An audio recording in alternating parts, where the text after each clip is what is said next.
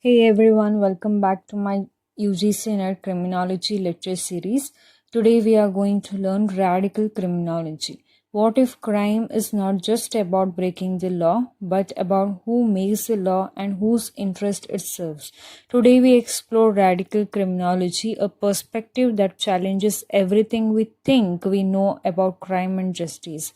Radical Criminology is a critical perspective that moves beyond individual explanations of crime and focuses on the broader structure of society.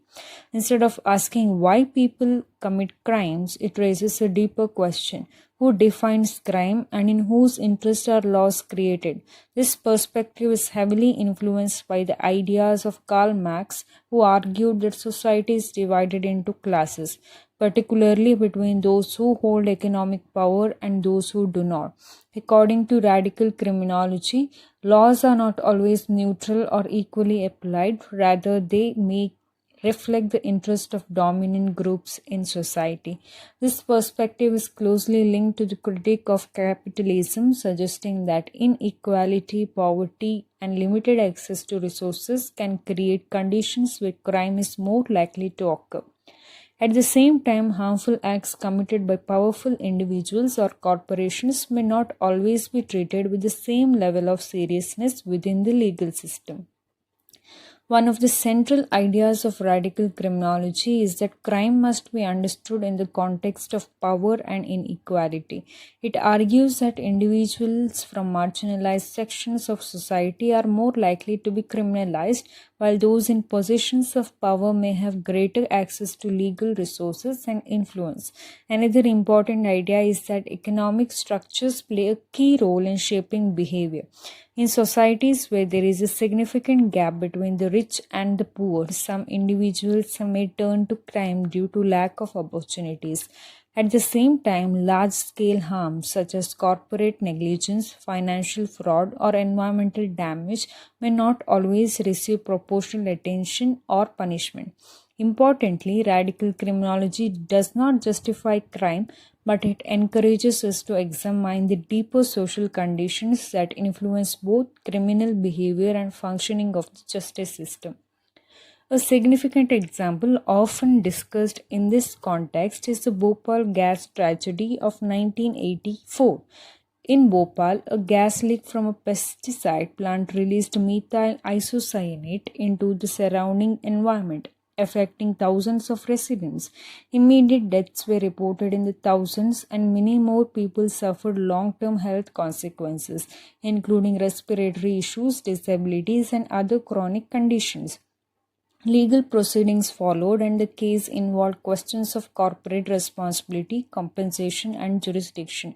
The then CEO of Union Carbide left India shortly after the incident, and legal actions continued over several years. Compensation was eventually awarded to victims, although there have been ongoing debates regarding its adequacy.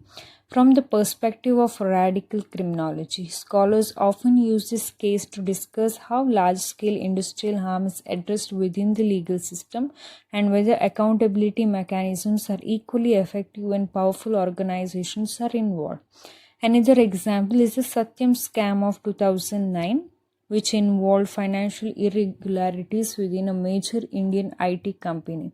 The chairman admitted to manipulating financial statements over a long period, which had significant implications for investors, employees, and the broader market. The case led to investigations, legal proceedings, and eventual convictions. It also triggered reforms in corporate governance and auditing practices in India. Radical criminologists often refer to such cases to highlight how white-collar crimes operate differently from conventional crimes. These crimes may involve complex financial systems, making them less visible to the general public, and their legal processes may take longer due to their complexity. The 2G spectrum case involved the allocation of telecom licenses and raised concern about procedural irregularities and transparency. The case attracted widespread public and media attention, and multiple individuals, including political and corporate figures, were investigated. After extensive legal proceedings, a special court acquitted the accused, citing lack of sufficient evidence. This outcome led to varied interpretations and discussions in public and academic circles. From a radical criminology perspective, such cases are often analyzed to understand the challenges involved in investigating and prosecuting complex economic and political matters, especially when they involve influential stakeholders. These examples help illustrate a key argument of radical criminology, that crime and justice cannot be fully understood without considering power relations in society. The theory encourages us to examine not only who commit crime, but also how laws are enforced, whose actions are prioritized, and how different types of harms are addressed. It shifts the focus from individual wrongdoing to structural conditions, suggesting that inequality and power dynamics play an important role in shaping both crime and responses to it. Despite its insights, radical criminology has faced criticism. Some scholars argue that it places too much emphasis on economic factors and may overlook individual responsibility. Others suggest it can be politically inclined and may not always offer clear solutions for crime prevention. However, even critics acknowledge that it brings more important attention to issues of inequality and justice, making it a valuable perspective in criminological studies. In conclusion, radical criminology challenges us to rethink our understanding of crime by focusing on power, inequality, and social structure. It reminds us that crime is not only a legal issue, but also a reflection of broader societal conditions. If you found this explanation helpful for your UGC NET preparation, make sure to subscribe to the channel for more detailed criminological concepts. I have added practice questions in the description. Go attempt them and comment your score. Let's see how well you have understood radical criminology.